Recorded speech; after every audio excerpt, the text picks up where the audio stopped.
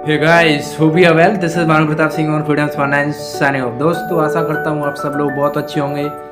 मैं भानु प्रताप सिंह आप सब लोगों का फ्रीडम्स फाइनेंस पर बहुत बहुत हार्दिक स्वागत करता हूँ। दोस्तों, जैसा कि आप लोग जानते हैं कि आज हम बात करेंगे सुभाष चंद्र बोस जी की बायोग्राफी का, या फिर आज हम बात करेंगे उनकी इंडियन पिलग्रिम्स बुक का जो उन्होंने खुद लिखी थी, यानी कुछ हम आज ऑटोबायोग्राफी बोलेंगे। ठीक है, सिंपल है दोस्तों। अगर वही बुक अगर किसी और के द्वारा लिखी जाती है, किसी के बंदे के ऊपर, तो उसे बायोग्राफी बोला जाता है। अगर वही सेम बुक और उसी सेम बंदे के द्वारा लिखी जाती है, उसे आप लोग ऑटोबायोग्राफी बोलते हो ना। जैसे मैं अपनी बुक अपने बारे में खुद लिख रहा हूँ तो उसे ऑटोबायोग्राफी बोलेंगे। अगर मेरे ही ऊपर किसी दूसरे बंदे ने लिखी है तो उसे बायोग्राफी होगी। सिंपल इतना सा फंडा होता है ना। चलिए आगे बढ़ते हैं दोस्तों। आज हम बात करेंगे सेकंड पार्ट की, क्या क्या हुआ था। उससे पहले अपन लोग थोड़ा सा रिव्यू करेंगे जिससे अपन लोगों का फ्लो बना रहे। ठीक, चलिए तो चलते हैं। लीजिए दोस्तों, सुभाष चंद्र बोस ऑटोबायोग्राफी पार्ट 2।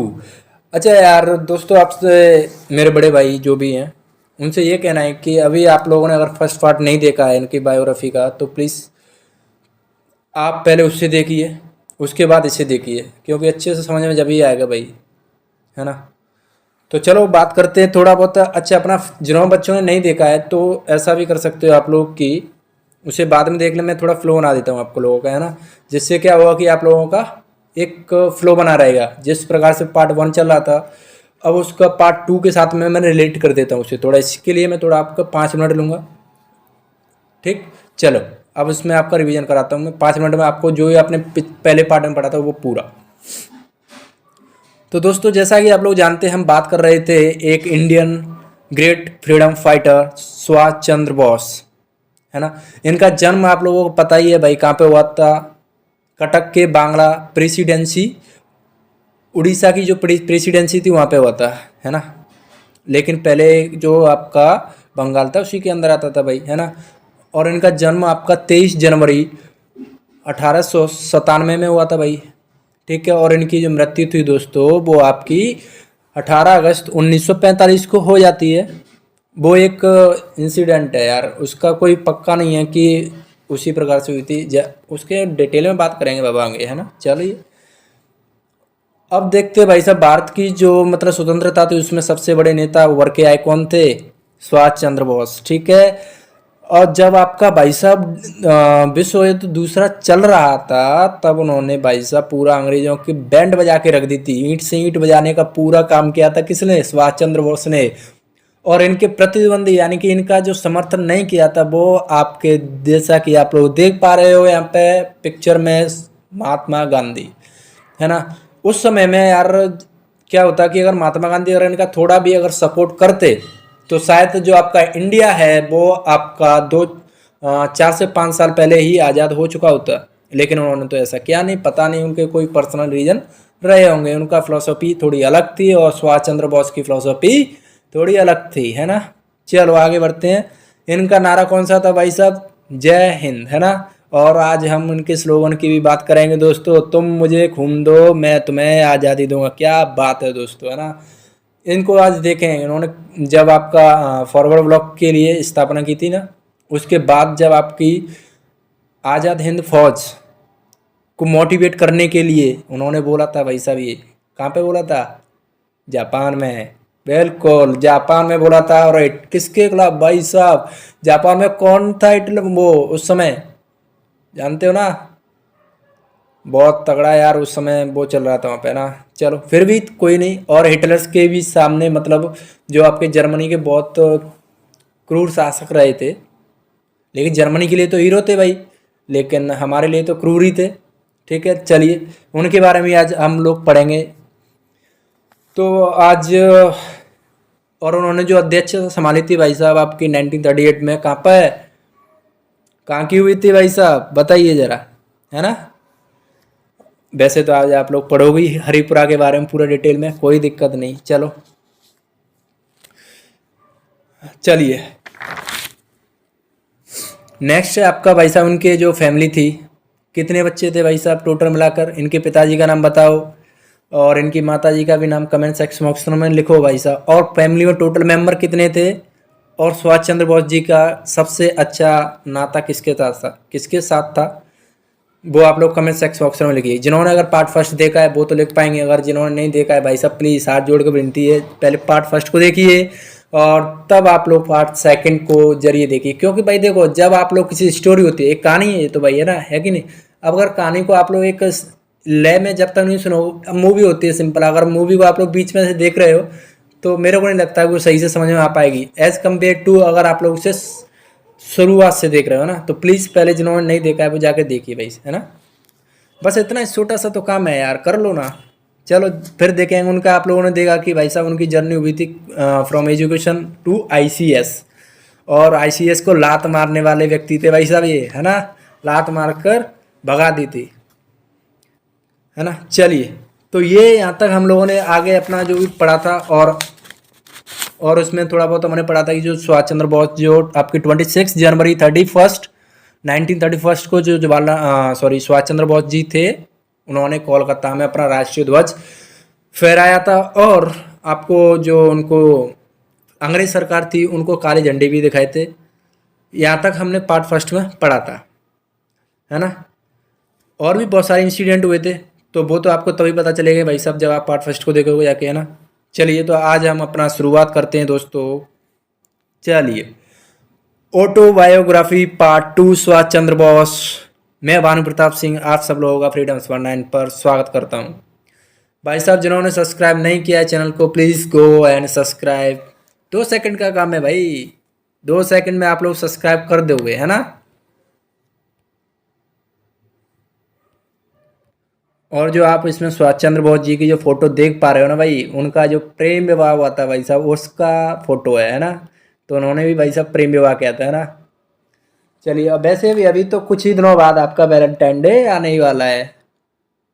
देखो, प्यार करना गलत नहीं है, लेकिन दोनों तरफ से मतलब वो होना चाहिए, नहीं तभी तो प्यार का सही मतलब होता है। ऐसा नहीं होता है कि एक का तरफा प्यार करे, होता है एक तरफा प्यार भी, लेकिन एक तरफा प्यार सक्सेस भी नहीं होता है भाई, है ना। चलिए आगे बढ़ते हैं, ये हमारा कुछ इससे लेना देना नहीं है, हमने केवल आपका सुभाष चंद्र बोस जी का जो प्रेम विवाह होता है उसके बारे में बताने का थोड़ा, लेकिन इसके डिटेल में हम आगे पढ़ेंगे, क्या दिक्कत है।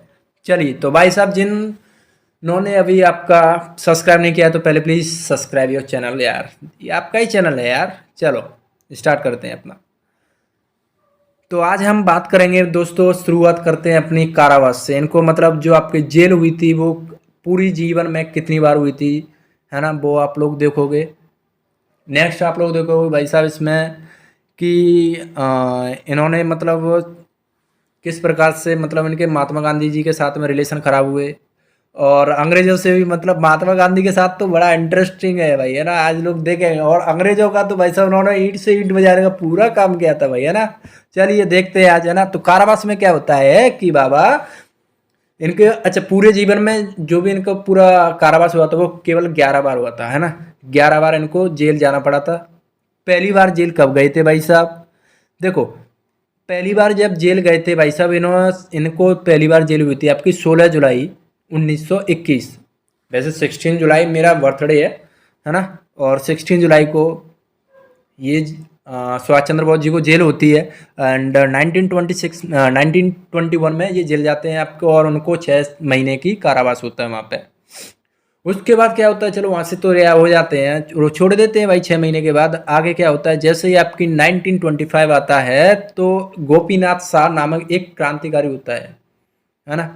अब जो क्रांतिकारी होगा तो वो तो ऑटोमेटिकली भाई साहब आपके सुभाष चंद्र बोस जी के कांटेक्ट में आ ही जाएगा, और नहीं आएगा तो भाई साहब भारतीय तो है, क्रांतिकारी तो है, हम सपोर्ट करेंगे भाई, सबसे आगे खड़े होते थे जाके कि हम सपोर्ट करेंगे अगर तुम क्रांतिकारी हो और तुम भारतीय स्वतंत्रता के स्वतंत्रता में आप लोगों का योगदान रहता है, तो here we are standing for you, है ना। ये इनका एटीट्यूड रहता था भाई। तो ऐसे अब गोपीनाथ शाह का क्या था कि भाई साहब वो चाहते थे कि एक पुलिस वाला था जिसका नाम चार्ल्स टेगार्ट था, ठीक है, टेगार्ट था, इनके नाम भी अजब से होते हैं यार, है ना, जो कि एक पुलिस का अधीक्षक था, यानी कि अच्छा मतलब आईपीएस आईसीएस होता था उस समय, तो अभी तो बदल गया है ना। अच्छा आईपीएस अलग होता है अभी, और उस समय की थोड़ा अलग रहता था। वो क्या होता था आपका इंडियन सिविल सर्विस, इस समय क्या होता है इंडियन पुलिस सर्विस, है ना। डिफरेंट है थोड़ा, चलो कोई दिक्कत नहीं। तो होता है क्या है, चलिए भाई, अब वो तो मारना चाहते थे उस पुलिस वाले को, लेकिन मर कोई और गया, कोई एक व्यापारी मारा जाता है इसमें, है ना।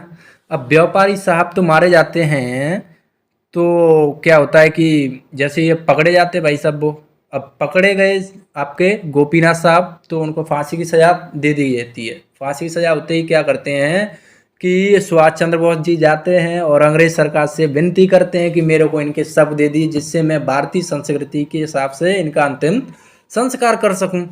तो अंश क्या होता है कि, और उनकी जो आंखों में आंसू थे भाई उस समय, है ना।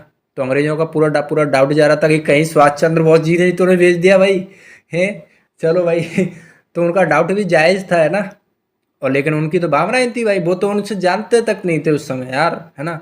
लेकिन फिर भी देखो दूसरे बंदे के लिए वो कितने खड़े हुए थे, अपने एक किसके लिए, अपने देश के लिए। ये जुनून होना चाहिए भाई सभी के अंदर, है ना। चलो, तो क्या होता है कि भाई साहब वो वहाँ पे रो भी रहे थे वहाँ पे, और उनसे बोल रहे थे कि भाई साहब मेरे को इनका शव दे दीजिए, जिससे मैं भारतीय संस्कृति के हिसाब से इनका अंतिम संस्कार कर सकूं। अच्छी बात है। तो क्या करते हैं अंग्रेज सरकार भाई, दे देती हैं। और लेकिन अंग्रेज सरकार इस बात पे जरूर ध्यान रखती है कि भाई साहब ये कुछ और ना कर बैठे। तो क्या होता है कि अंग्रेज सरकार को पूरा डाउट हो जाता है, अच्छी तरीके से वो करते हैं, पूरा मतलब भीड़ भाड़ हो जाता है, जितने भी आते हैं भीड़ भाड़ में सब क्रांतिकारी एक तरफ से। क्यों भाई, एक क्रांतिकारी मरा हुआ है, एक क्रांतिकारी शहीद हुआ है, तो जितने भी भारतीय थे, जितने भी भारतीय क्रांतिकारी थे सभी शामिल तो होना ही था, हुए भाई साहब। अब उनका पूरा पूरा शक भाई साहब, तुरंत अंग्रेज सरकार क्या लेती है, फैसला लेती है कि चलो भाई साहब सुभाष बाबू आपका बहुत हुआ, चलो जेल में। अरे रे बाबा, क्या करते हैं ये, तो उन्हें फिर से जेल में डाल देते हैं, ठीक है। और कहाँ की जेल जाते हैं बेटा, कहाँ की, म्यांमार की जो मांडली कारगिल है ना, वहाँ पे भेजा जाता है इनको, है ना। पर म्यांमार जो था वो it is a part of India, है ना। उस समय जो पार्ट था म्यांमार था, वो एक्चुअली इंडिया का पार्ट था उस समय, है ना। तो म्यांमार की मांडली जेल थी पहले, तो उसमें भेज दिया जाता है इन्हें, ठीक है। अब भाई क्या होता है कि चलो वहाँ से कुछ दिनों के बाद वो वहाँ से रिहा हो जाते हैं। अब आती है आपकी 5 नवंबर 1925 में, जब देश बंधु चित्तरंजन दास उसी जेल के टाइम पे, जब आपके जो आपके देश बंधु यानी कि चित्तरंजन दास जी थे, उनकी कोलकाता में क्या हो जाती है, मृत्यु हो जाती है। अब अच्छा, उनकी मृत्यु हो जाती है कोलकाता में, तो अब उनकी खबर उन्होंने रेडियो कार्यक्रम पे सुनी कि ऐसे ऐसे कोलकाता में आपके जो एक महान क्रांतिकारी थे उनका देहांत हो गया है, एक इंसिडेंट की वजह से। इंसिडेंट क्या था भाई साहब, उन्हें हैं, उनकी तबीयत खराब हो गई थी, इसी वजह से उनका। तो अब सुभाष चंद्र बोस जी ने सुना तो उन्हें बहुत दुखी हुए, और इससे क्या हुआ कि उनकी तबीयत पे भी बहुत फर्क पड़ा, उनकी तबीयत बहुत खराब हो गई, उन्हें तपेदिक की बीमारी तक हो गई थी। दोस्तों जो भी आप लोग इसमें जो मैं बोल रहा हूँ वो सब चीज़ इसमें लिखी है ना, आप लोग चाहो तो इसका स्क्रीनशॉट ले सकते हो, ये आपके काम ही आने वाला है बेटा, ठीक है। तो होता है भाई साहब ये सब, है ना। अब क्या होता है भाई, अब अंग्रेज सरकार कहती है कि अंग्रेज सरकार से गुहार लगाई जाती है कि आप सुभाष चंद्र बोस जी को रिहा करो। लेकिन सुभाष चंद्र बोस जी को अंग्रेज सरकार कहाँ रिहा करने वाली थी भाई साहब, क्यों रिहा करे, है ना। तो अब उनसे बोला जाता है कि नहीं, अगर आपने अब कुछ दिन और गुजरे तो उनसे कहा गया अगर हमने अगर सुभाष जी को अगर जो है रिहा नहीं किया, तो इनका जो है यार तबीयत बहुत ख़राब होती जा रही है, अगर इनकी जेल में मृत्यु होगी तो भारत में बहुत ज़्यादा दंगा हो जाएगा। तो अंग्रेज सरकार ने कहा चलो ठीक है हम छोड़ते हैं, लेकिन आप लोग क्या करोगे कि आपको यूरोप जाना पड़ेगा। अरे भाई साहब, सुभाष चंद्र बोस से यूरोप भेज रहे हो हैं इलाज के लिए? नहीं भाई, सुभाष चंद्र बोस जी ने मना कर दिया, नहीं भैया मुझे नहीं जाना, मुझे जेल में ही रहना। अरे भाई साहब, अंग्रेज सरकार नीचे से हिल गई, पैर फूल गए, क्या बोल रहा है भाई ये, हैं। अब अच्छा, सरकार बोलती है चलो ठीक है, तो आप ऐसा करो कि डलहौजी जाओ, वहाँ पे जाके अपना जो भी है चेकअप वगैरह कराओ सही से, अपना जो तबीयत है उसे सही कर लो, ठीक है। अच्छा, तो सुभाष चंद्र बोस क्या दोबारा बुलाने का इरादा है कि दोबारा? अच्छा, ये तो मैं अपनी तरफ से बोल रहा हूँ, ठीक है। हाँ, तो वो अब क्या करते हैं, यहाँ से डलहौजी जाते हैं और अपना इलाज कराते हैं, और वो अपना जो यूरोप भेजना चाहते थे वो राजी नहीं हुए। चलो कोई बात नहीं। अब बात आती है भाई साहब 1930 की, जब नेताजी जेल में ही थे, है ना। क्योंकि भाई साहब ने कहा तो जेल से अब ऐसा हो गया था कि जैसे हम लोगों का इस समय क्या रहता है, या तो कोचिंग जाना रहता है या फिर मंदिर जाना रहता है, तो इसी प्रकार से अब सुभाष चंद्र बोस जी का तो जेल में जाना हो गया था, है ना। जैसे गांव में कहते नहीं, ठाकुरों का ठिकाना कहाँ पे होता है, जेल में होता है या फिर ठेके पे होता है, वो चीज़ है ना। तो अभी इनका तो ठिकाना वही हो गया था कि चलो, जब भी आपको अगर सुभाष चंद्र जी का पता पूछते थे लोग कहते भाई जेल में ही होंगे, है ना। लेकिन उस समय जेल में जाना क्रांतिकारियों के लिए बहुत बड़ी प्राउड थी यार, है ना। कोई दिक्कत नहीं, आगे बढ़ते हैं। 1930 में नेताजी को क्या होता है कि जेल में ही होते हैं, तो उनको क्या करते हैं लोग कि चलो भाई अंग्रेज सरकार ऐसे तो मानेंगे नहीं, हम लोग क्या करते हैं कि कोलकाता की जनता ने पूरे ने सब ने मिलकर क्या कर दिया, जैसे हम लोग अभी क्या कर देते हैं कि प्रधान चुन लेते हैं, तो अगर उसको प्रधान चुन लिया, जितने की उनके ऊपर जितने भी केस होंगे सब खारिज, है ना, सब खारिज हो जाते हैं भाई, है ना। तो इसी प्रकार से जो कोलकाता की जनता थी उन्होंने उन्हें महापौर चुन लिया था। महापौर का मतलब होता है बच्चों, जैसे अभी आपके जो कस्बा से होते हैं, जो टाउन्स वगैरह होते हैं, उनके जो चेयरमैन होते हैं ना, वो चीज़ होता था पहले, है ना। तो उन्होंने उन्हें महापौर चुन लिया, तो इसीलिए अंग्रेज सरकार को मजबूर होकर भाई साहब रिहा करना पड़ा उनको, है ना। तो मजबूर होकर रिहा करना पड़ा भाई उनको। अब क्या कर सकते थे अंग्रेज सरकार, अब तो ये तो उन्हीं के रूल्स बनाए हुए थे ना। चलो कोई दिक्कत नहीं, छोड़ दिया जाता है। अरे भाई साहब 1932 में फिर से यार उनको कारावास होता है, और इस बार भाई साहब अल्मोड़ा की जेल में रखा जाता है, और इलाज के लिए वे यूरोप में भेजने की बात करते हैं। इनका फिर से तबीयत खराब होता है ना, क्योंकि भाई साहब थोड़ा बहुत ऐसा है ना, क्रांति भाई सुभाष चंद्र बोस कैसे थे भाई साहब, थोड़ा थोड़ा दिमाग लगाने वाले थे ना, है ना। भाई साहब दिमाग लगाने का मतलब ये है कि भाई साहब बहुत कुछ सोचते थे कि इंडिया का किस प्रकार से अपन लोग फ्रीडम जल्दी से जल्दी पा सकते हैं। तो ठीक है, उन्होंने क्या, ठीक है भाई, अब थोड़ा बहुत उन्होंने बाने भी बनाए, है ना, सॉरी, हाँ बाने बनाए। तो भाई साहब ठीक है, अब उन्होंने कहा अरे यार हम बार बार ऐसा नहीं कर सकते कि आपको इंडिया में छोड़ दिया जाए, अगर आपको इलाज कराना है तो आप लोग यूरोप जा सकते हो। अरे ये पहली बार तो सुभाष चंद्र बोस जी ने कहा नहीं नहीं नहीं नहीं, मुझे यूरोप नहीं जाना, मुझे जेल में ही रहना है भाई, है ना। अरे सरकार कहाँ यार, लेकिन सुभाष चंद्र बोस जी को लगा कि नहीं यार, अब की बार मेरा ऐसा कुछ है भी नहीं, ज़्यादा खराब भी नहीं है, तो यार यहाँ पे रह के मैं कुछ नहीं कर पाऊंगा, तो चलो यूरोप ही चला जाता हूँ। तो यहाँ से भाई साहब उनकी यात्रा होती है, शुरुआत किसकी, यूरोप की। अरे भाई साहब यूरोप में तो बड़े बड़े कांड हो गए अभी, है ना। चलो देखते हैं। अब 1932 में क्या होता है कि भाई साहब वो अपने इलाज के लिए यूरोप चले जाते हैं अब, है ना। अब देखें भाई साहब इन्होंने यूरोप, ये रहे भाई साहब तुम्हारे सुभाष चंद्र बोस, यूरोप जर्नी, है ना। अच्छा ये मैप मैंने इसीलिए रखा है कि आप लोग थोड़ा बहुत तो देख सकते हो यार, क्या दिक्कत है ना। तो उनकी जो यूरोप की जर्नी रही थी वो दोस्तों आपकी 1933 से लेकर 1936 तक उनकी जर्नी रही थी। 3 साल वो उन्होंने अपने यूरोप में बिताए थे, और 3 साल बिताए। अरे यहाँ से तो बहुत मज़े आने वाले हैं बाबा, रुको तो सही, रुको तो सही। हाँ, तो उन्होंने अपने 3 साल जो यूरोप में बिताते हैं भाई साहब। अभी क्या होता है कि यहाँ पे जाते ही भाई साहब ये इटली के जो एक नेता होते हैं उनसे मिलते हैं, जिनका नाम मसूलिनी होता है ना। तो उनसे इनकी दोस्ती हो जाती है, और वो इनसे वादा करते हैं, किनसे, सुभाष चंद्र बोस जी से वादा करते हैं कि हम आपकी सहायता करेंगे भारत को स्वतंत्र कराने में। अच्छा जी, सुभाष चंद्र बोस क्या करते थे कि अगर यूरोप में गए हैं तो अंग्रेजों के खिलाफ कर देते थे वो, है ना। अच्छा मैं आपको एक इंसिडेंट बताऊंगा आपको आगे, कि उन्होंने एक अंग्रेज को पकड़ा और उन्होंने इतना मतलब उसको माइंड वॉश कर दिया था सुभाष चंद्र बोस जी ने, कि उस अंग्रेज को अंग्रेजी सरकार के खिलाफ कर दिया, और उसने केस ठोक दिया उसमें, है ना। ये हुआ था।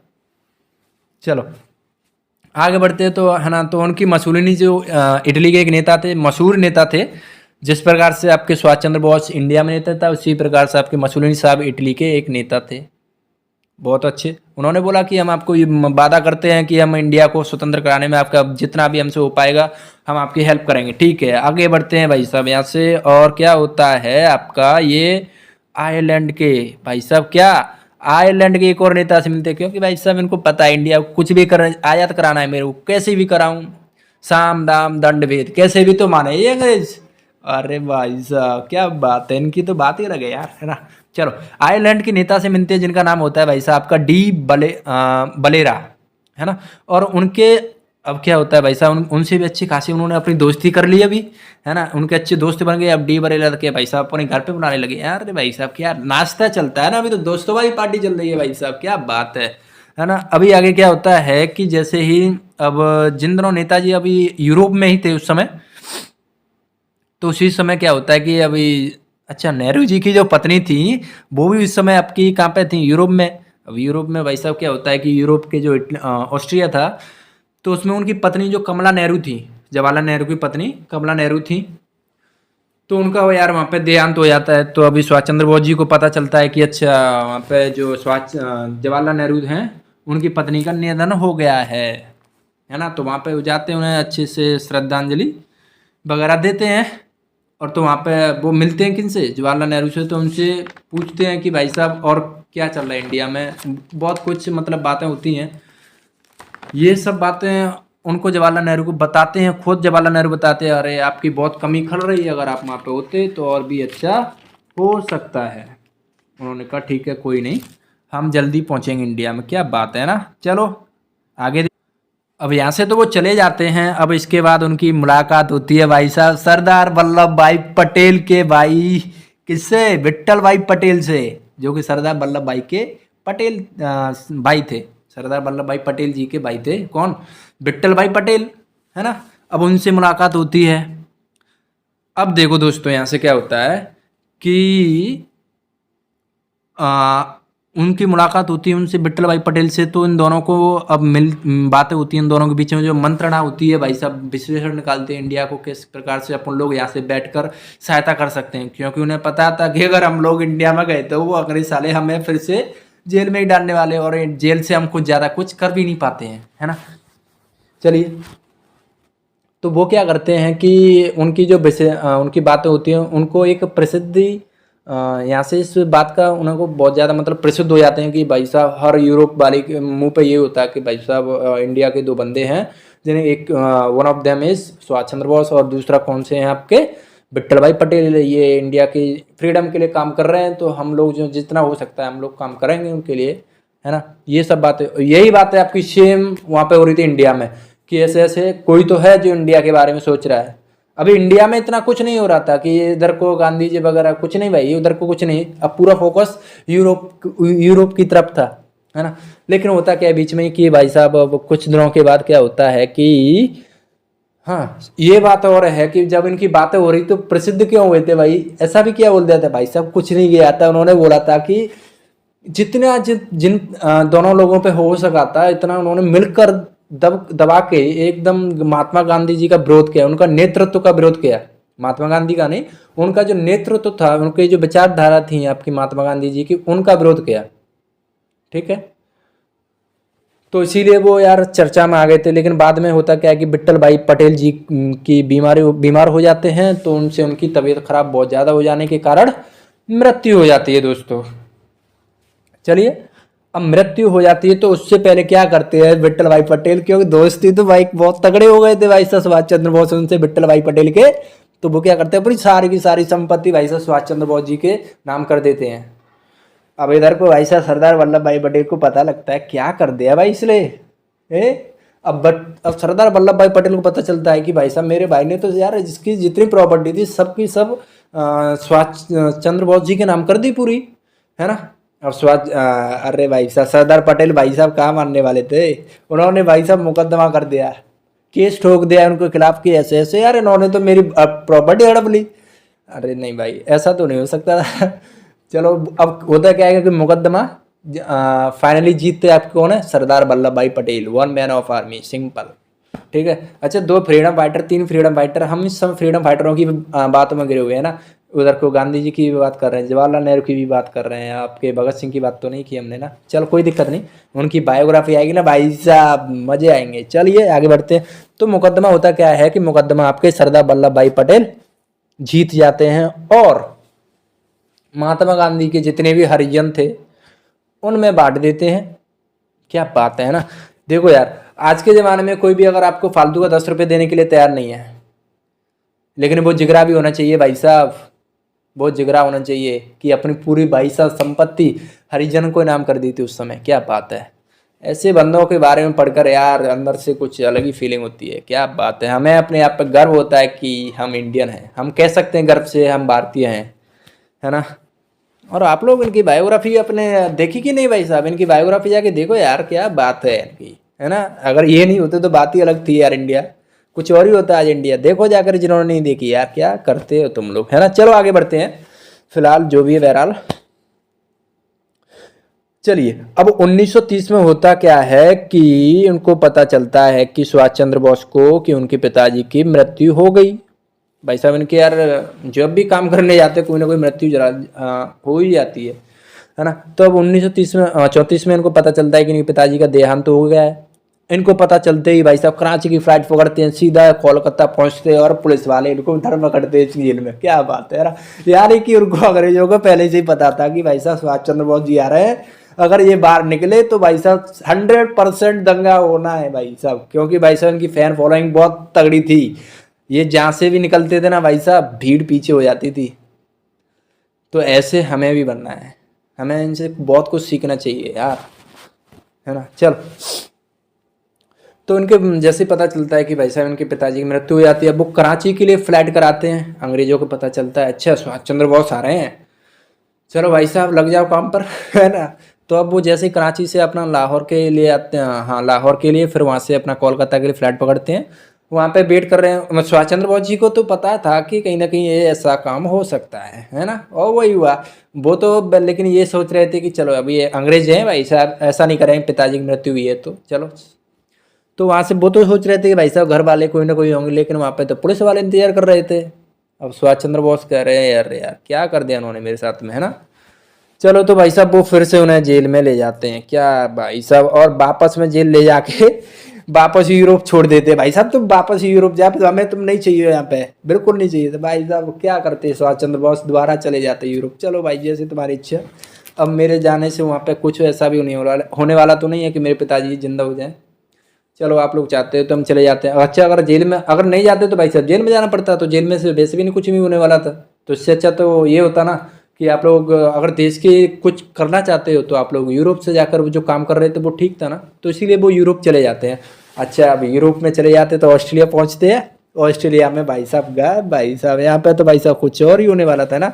अच्छा मैंने पीडीएफ बदलना भूल गया, I am sorry sorry sorry sorry यार, है ना। आप लोग स्क्रीनशॉट ले जा करो, है ना। चलो हाँ, अभी इनके जो प्रेम विवाह है भाई साहब, ये देखिए एंजल सेकल से इनका प्रेम विवाह हुआ था। अच्छा इनका थोड़ा देखते हैं, है ना, क्या हुआ था, लव स्टोरी इनकी क्या है। अच्छा जैसे ही अब ऑस्ट्रेलिया जाते हैं, यहीं से स्टार्ट होती है लव स्टोरी इनकी। 1934 में जब ये लौट के जाते हैं वापस, अंग्रेज सरकार इनको जेल से सीधा वापस यूरोप पहुंचा देती है। चलो भाई ठीक है, अब ऑस्ट्रेलिया पहुंचे तो वहाँ से क्या होता है कि इनको एक टाइपराइटर की, इनके एक दोस्त थे ऑस्ट्रेलिया में ना, तो उनसे बोला कि ऐसे यार मेरे को एक टाइपराइटर का ज़रूरत है, अगर आप लोग कुछ इंतजाम कर सकते हो तो बताइए। तो वो बोलते हैं हाँ एक मेरे जान पहचान वाला एक है जिनकी लड़की जो है अच्छा हिंदी में सॉरी इंग्लिश में टाइपिंग अच्छा कर देती है, क्योंकि उन्हें एक इंग्लिश वाली की टाइपिंग की ज़रूरत थी। चलो तो दूसरे दिन क्या होता है कि आपकी अमीला, अच्छा मैं एंजल बोल रहा था क्या, अच्छा अगर एंजल बोला है तो आई एम वेरी सॉरी यार, है ना। अमीला है ना, अमीला शेकिल। तो अमीरा शेकिल दूसरे दिन आती हैं, और जैसे अमीरा शेकिल को भाई साहब सुंदर तो थी, है ना, और खूबसूरत भी थी। तो क्या होता है जैसे ही आती है फर्स्ट टाइम देखते ही भाई साहब सुभाष चंद्र बोस एकदम आकर्षक, बिल्कुल फोकस है। जैसे आप लोग किसी सुंदर कन्या को देखते हो तो आप लोग भी तो भाई साहब ऐसे करो तो क्या बात है ना। ऐसे मतलब अरे भाई गलत कोई नहीं ले जाने का ना, चलो चलता है भाई। हाँ तो ऐसे भाई साहब बिल्कुल एकदम मंद मुग्ध हो गए थे, जैसे ऐसा लग रहा था कि समाधि वगैरह में चले गए हो आपके सुभाष चंद्र बोस जी। और अमीरा शेखल बोलती है सर व्हाट हैपेंड, अरे कुछ नहीं कुछ नहीं कुछ नहीं, चलो चलो चलो। मैंने इसलिए बुलाया था आपको, सुभाष चंद्र जी बोलते हैं कि मैंने आपको इसलिए बुलाया क्योंकि मेरे को कुछ टाइपिंग कराने का है इंग्लिश में, तो आप मेरी सहायता कर सकती हैं। वो बोली बिल्कुल। तो अब थोड़ा बहुत क्या हो रहा था कि अमीला जो शेकिल थी उनका भी आकर्षक सुभाष चंद्र बोस जी के लिए हो रहा था, क्योंकि उनके विचारों को देखकर भाई साहब वो ये देख रही थी कि भाई साहब क्या बात है, एक ऐसा इंसान जिनके पिताजी उधर क्यों खत्म हुए हैं और ये यहाँ पर आकर अपने देश के बारे में सोच रहा है ना, क्या बात है।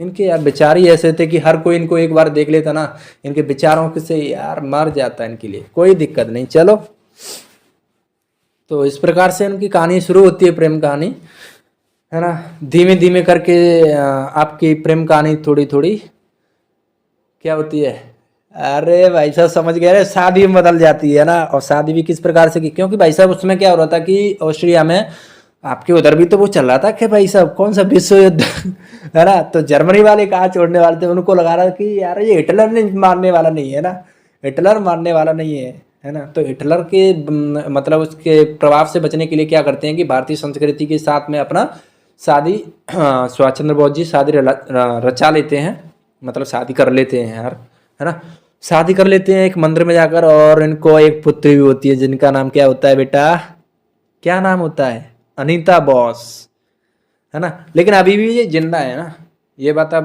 ध्यान रखना कि अभी भी ये जिंदा है। इनका नाम पूरा है इस समय आपका अनीता बोस फाफ। ये अभी भी वहाँ पर आपका जो निवास है वहाँ पर आती हैं बंगाल में, आई मीन टू से कोलकाता में आती हैं, और 2-4 दिन रहती हैं फिर से चली जाती हैं। साल में 1 आध 2 बार आती हैं, ज़्यादा नहीं है कि, ऐसा नहीं है कि हर बार वहाँ पर आती रहती हैं, ऐसा नहीं है ना। तो चलो भाई बात करते हैं भाई साहब तुम्हारी, अच्छा प्रेम कहानी तो हो गई अभी इनका। अच्छा अपने जो पुत्री से मतलब इनकी जो मुलाकात हुई थी ना केवल भाई साहब एक बार हुई थी, है ना। उसके बाद इनकी मृत्यु हो गई थी आपकी, जब वो आपके ताइवान से सीधा फ्लाइट में बैठे थे, उनके बीच में उनका जो बताया जाता है यार, लेकिन अब वो सही है या गलत है, क्योंकि उनके कोई प्रूफ नहीं है किसी के पास में इसका कि हाँ भाई इनका कोई प्रूफ हो कि इसमें सुभाष चंद्र बोस जी थे। क्योंकि कुछ कुछ ऐसा बताए जाते हैं कि जब बॉम्ब ब्लास्ट हुआ था, जब आपका एयरक्राफ्ट फटा, जो भी उसमें हुआ था फटा था, तो उस समय आपके सुभाष चंद्र बोस जी वहाँ से चले गए थे, है ना, निकल गए थे वहाँ से, बच गए थे। कुछ लोग ऐसे बताते हैं, कुछ लोग बताते हैं नहीं नहीं वहीं पे थे। तो क्योंकि यहाँ पे यार बॉडी पूरी तरीके से जल चुकी थी, तो अपन लोग नहीं बता सकते ना कि क्या था, कौन थे, कुछ नहीं, डीएनए वगैरह भी पता नहीं उनको रिपोर्ट का क्या था, कुछ मैच खा रहा था कुछ मैच नहीं खा रहा था, तो डेफिनेट नहीं था। लेकिन मोस्टली आप लोग कहते हैं कि 1945 को उनकी मृत्यु हो जाती है भाई साहब, है ना। चलो बात करते हैं भाई साहब, जब महात्मा गांधी और आपके सुभाष चंद्र बोस जी के आमने सामने भाई साहब, 2 फ्रीडम फाइटर आमने सामने हो जाते हैं, बिल्कुल नहीं भाई ये नहीं होगा, अरे भाई ये नहीं होगा। चलो देखते हैं, हरिपुरा अधिवेशन आता है, और कहानी को पूरी तरीके से सही से सुनना है ना, कहानी को पूरी तरीके से सही से सुनना। होता क्या है कि अब हरिपुरा का अधिवेशन होता है, तो महात्मा गांधी खुद कहते हैं कि अरे यार एक लड़का है, सॉरी जो सुभाष चंद्र बोस जी हैं वो खुद कहते हैं कि 1938 में जो हरिपुरा का अधिवेशन होने वाला है इंडियन नेशनल कांग्रेस का, उसकी जो अध्यक्षता है वो आपके सुभाष चंद्र बोस जी करें। सभी सहमत थे, महात्मा गांधी ना भाई बहुत बड़े मास लीडर थे भाई साहब, है ना। तो ठीक है, और जो आपका अधिवेशन था कौन सा था भाई साहब, 51वां, 51 रुपये वाला, अरे भाई साहब है ना, आ गया ना सगुन साथ वाला। हाँ चलिए, तो होता है भाई साहब वार्षिक जो अधिवेशन होता है आपका हरिपुरा में, तो क्या होते हैं कि सुभाष चंद्र बोस चुने जाते हैं उसमें। तो 51 वाला आपका अधिवेशन है, तो स्वागत वागत तो होगा ना भाई साहब तगड़े तरीके से, है ना। तो 51 बस अधिवेशन पर भाई साहब जब ये अध्यक्ष बनते हैं, तो 51 बैलों के द्वारा इनके रथ को खींचकर इनका स्वागत किया जाता है, उस पर बैठाया जाता है बाइक आता है ना, तब इनका स्वागत किया जाता है। जैसे ही भाई साहब देखो अभी क्या होता है, इनके अधिवेशन में जो सबसे मेन चीज़ रही थी भाई साहब इनका भाषण, भाई साहब एक बार जिसने सुन लिया ना अंदर से देशभक्ति बन जाएगा, कुछ बने ना बने एक बार देशभक्त जरूर बन जाएगा, ये बात पक्का था, है ना। तो इन्होंने भाई साहब अपने अधिवेशन के दौरान जो 1 साल का होता है ना इंडियन नेशनल कांग्रेस को, उसी के दौरान उन्होंने योजना आयोग का स्थापना किया। और अच्छा वो योजना वाला आयोग, हाँ भाई साहब कॉन्सेप्ट यही से जाता है, ठीक है किया। और उसकी काफ़ी ज़्यादा उन्होंने मतलब देखो इस समय क्या हो रहा था कि चीन में जो है जापान ने कर दिया था अटैक, हाँ जापान ने ही कर दिया था भाई साहब। चीन इतना बड़ा सर, जापान छोटा सा सर, कैसे हो सकता है सर। सर भाई साहब अगर जापान चाहता ना तो पूरी दुनिया को उसने हिला के रख दिया था भाई साहब। जापान जो अभी इस समय सोता हुआ शेर है भाई साहब, इससे जगाओ मत।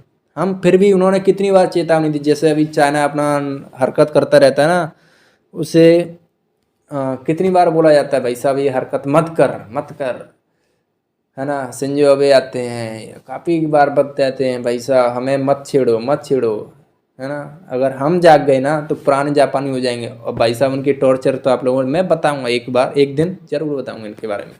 जापानी बहुत खतरनाक चीज़ थी भाई। चलो यूएसए तक को नहीं छोड़ा था भाई साहब इन्होंने आप लोग समझ सकते हैं, छोटा सा जरूर है लेकिन खतरनाक बहुत है एटम बम में।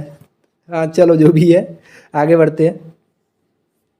चलो तो होता है भाई साहब योजना यहीं से क्या बोला था मैं कि चीन की सहायता भी करते हैं, क्योंकि जापान ने अटैक कर दिया था भाई साहब चीनी लोग चीनियों पर।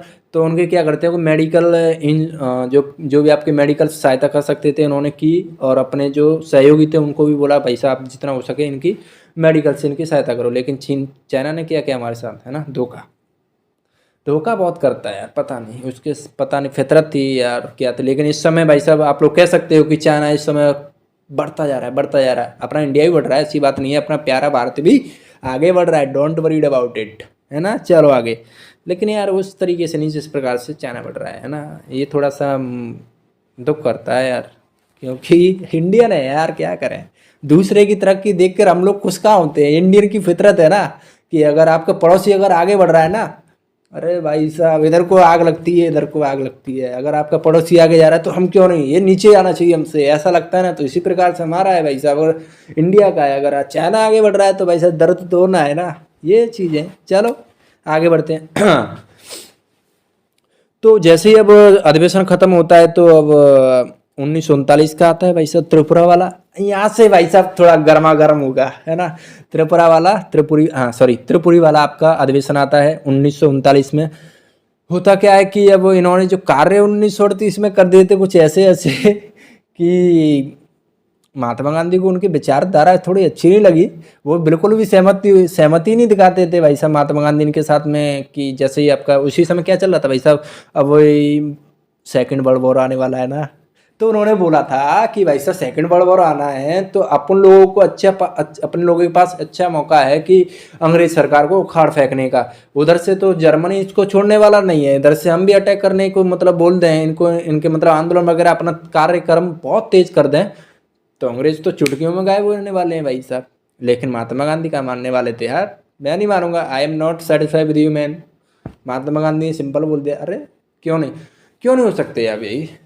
चलो जो भी थे उनके विचारधारा थी, लेकिन जितने भी चाहते थे कि पहले भाई साहब बहुत टाइम से चुनाव भी नहीं हुआ था तो, है ना, तो सभी ने जितने भी बड़े बड़े नेता थे सभी ने, यहाँ तक कि जवाहरलाल नेहरू ने बोला था, जवाहरलाल नेहरू ने भी बोला कि नहीं आप ऐसा करो कि इन्हीं को सुभाष चंद्र बोस जी को ही इनका अध्यक्ष बना रहने दो। और ये भी चाहते थे कि मुझे 1939 में भी मैं ही बना रहा हूँ अध्यक्ष, है ना, क्योंकि उन्हें कोई और चेहरा दिख ही नहीं रहा था कि जो कि इसका इतने बड़े कार्य को संभाल सके, है ना, कोई नहीं दिखा रहा। तो उन्होंने देखा भी था कोई नहीं दिखा, तो उन्होंने कहा खुद मैं संभालता हूँ 1939 का। और सभी लोग राजी थे एक आदमी को छोड़कर, one and only mister Mahatma Gandhi, है ना, वो सहमत नहीं थे। यहाँ तक कि आपके कविवर, बहुत महान कविवर कौन, रविंद्रनाथ टैगोर, भाई साहब क्या बात है, इनको सत सत नमन, है ना यार। अपने भारत में इतने इतने महान महान इंसान जन्मे यार, किसकी कितनी तारीफ करें, शब्द नहीं होते यार,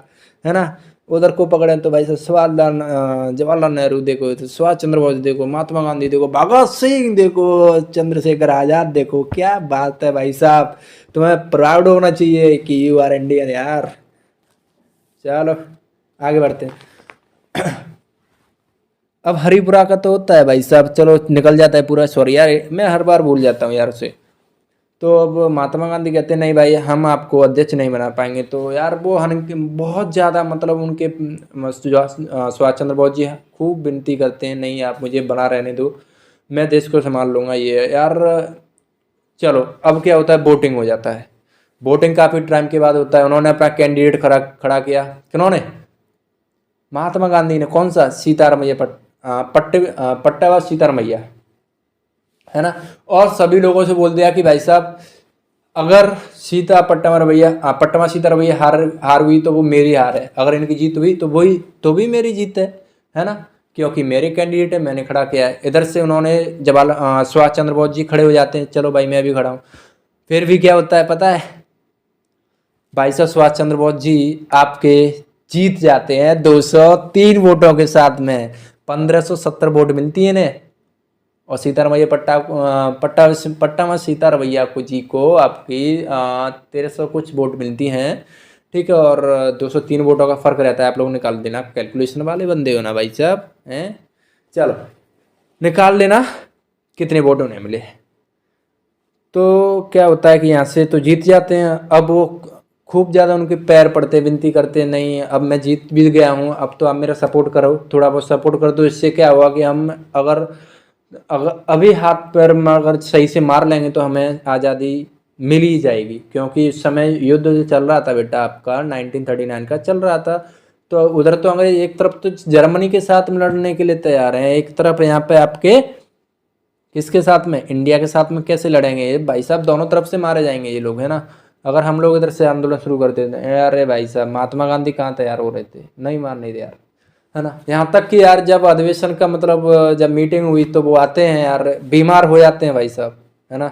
अब बीमार होने पर क्या होता है कि वो स्ट्रेचर होता है ना, उस पर आते हैं और महात्मा गांधी जी बोलते हैं देख लो आप एक बार और, विनती करते हैं यार, है ना। लेकिन महात्मा गांधी यार फिर भी नहीं माने यार, क्या ही कर सकते हैं यार, है ना। पता नहीं यार, इस समय तो मैं अगर होता तो मैं तो यही बोलता, नहीं यार मैं तो उनके खिलाफ ही होता है महात्मा गांधी जी के, है ना। लेकिन चलो जो भी है यार, ऐसा नहीं है कि सब गलतियां सभी से होती है, आप लोग ऐसा मत क्या करो कि महात्मा गांधी को दोषी मान लेते हो, है ना। सॉरी, देखो गलतियां इंसान से होती हैं, भगवान से नहीं, तो हम तो इंसान ही हैं भाई। चलो जो भी है देखते हैं। तो भाई साहब क्या होता है कि अब उनका मूड खराब, भाई साहब मैंने इतनी बिंदिया की भाई साहब, लेकिन महात्मा गांधी तैयार ही नहीं हो रहे हैं, सपोर्ट ही नहीं कर रहे हैं बिल्कुल। उनके अब जो नेता लोग थे उनकी जो सपोर्ट कर रहे थे महात्मा गांधी जी की, उन्होंने वो धमकी दे दी भाई साहब हम तो कांग्रेस को छोड़ रहे हैं। तो महात्मा सुभाष चंद्र जी बोलते हैं भाई साहब तुम्हें छोड़ने की जरूरत नहीं है, मैं खुद इस्तीफा देता हूँ।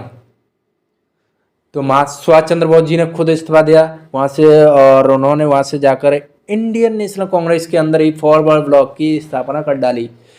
I am sorry, Indian block sorry forward block की स्थापना कर डाली आपकी 3 मई। हाँ अरे चलो चलो यहाँ पे इस पीढ़ी पे आते हैं, चलो कोई दिक्कत नहीं, आते हैं थोड़ी देर में। आपकी 3 मई 1939 में आईएनसी के अंदर ही इन्होंने इसकी स्थापना करी, और बाद में यह एक स्वतंत्रता पार्टी उभर कर, एक बहुत बड़ी पार्टी उभर कर सामने आती है। और क्या होता है कि अब एक कोलकाता में एक टावर है जिसको हॉलवेट स्तंभ बोला जाता है ना, जो कि भारत की एक गुलामी होने का प्रतीक था। तो फॉरवर्ड ब्लॉक के जितने भी मतलब सहयोगी थे, उन्होंने सुभाष चंद्र बोस जी ने बोला रातों रात गायब कर दो उसको, है ना भाई साहब, रातों रात गायब हो जाता है वो। जितना भी बड़ा टावर था भाई साहब, काफ़ी बड़ा टावर था, आप लोग देख सकते हो ना। अरे यहाँ पे यार मेरे को लगाना चाहिए था उसका फोटो, कैसे भूल गया। चलो कोई बात नहीं, मैं नेक्स्ट सीरीज में दिखा दूंगा आपका, जब नेक्स्ट पार्ट आएगा उसमें दिखा देंगे क्या दिक्कत है ना। तो हॉलवेट स्तंभ का पूरा ईंट से ईंट गायब कर दिया रातों रात, है ना। होता क्या है कि भाई साहब जैसे सुबह आते हैं अंग्रेज, कहाँ गया भाई, यहाँ पे वो टावर खड़ा होता था, कौन सा टावर भाई, जनता बोलती कौन सा टावर है। चलो भाई साहब अब क्या होता है, महात्मा गांधी जी को फिर भी चैन नहीं पड़ रहा था भाई साहब, हैं कैसे चैन पड़ जाएगा, क्योंकि उन्होंने जो कार्यकार थे कार्य कर रहे थे, ऑलवर्ट के टावर को अलग कर दिया, उसको काले झंडे दिखाना शुरू कर दिया। ये भाई साहब उनको लग रहा था भाई साहब इनकी वजह से तो पूरा जो भी मैंने किया है, महात्मा गांधी को लग रहा था कि जो भी मैंने किया है पूरा पूरा कबाड़ा कर देंगे ये तो। लेकिन उनको क्या पता था यार, अगर वो उस समय अगर इनका थोड़ा सा भी सहयोग कर दे तो इंडिया शायद आज़ाद होता आज, है ना। भीख नहीं मांगनी पड़ती है मैं किसी के सामने, यार क्या बात थी उनकी। चलो जो भी है, तो महात्मा गांधी सरकार से कहते हैं कि आप ऐसा करो कि अंग्रेज सरकार से बोलते हैं कि इनके ऊपर नज़रबंद रख दो घर में ही। 16 जनवरी 1941 में इनको नज़रबंद कर दिया जाता है घर के अंदर।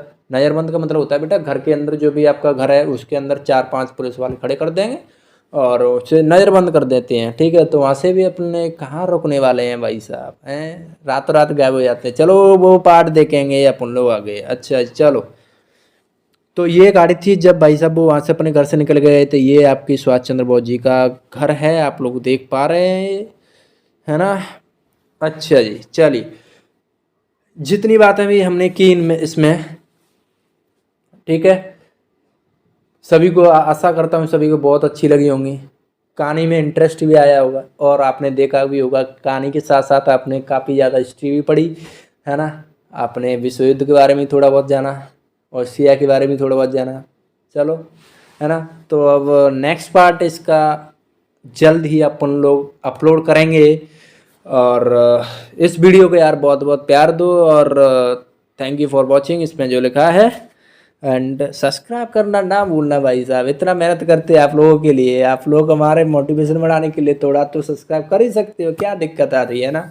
तुम्हारा कुछ बिगड़ेगा नहीं और मेरा भी कुछ घटेगा नहीं, है ना। मेरा तो मोटिवेशन ही बढ़ जाएगा उल्टा, है ना। तो यार चलो फिर मिलते हैं नेक्स्ट पार्ट में। जब तक के लिए खुश रहो, हेल्दी रहो। जय हिंद।